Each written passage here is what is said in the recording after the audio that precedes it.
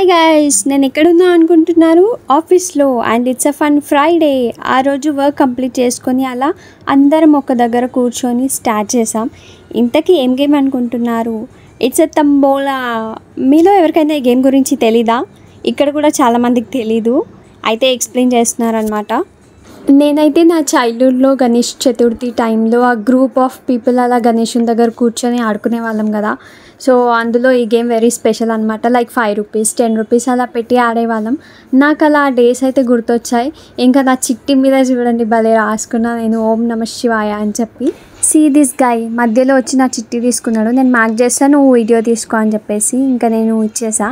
He's marking my chit.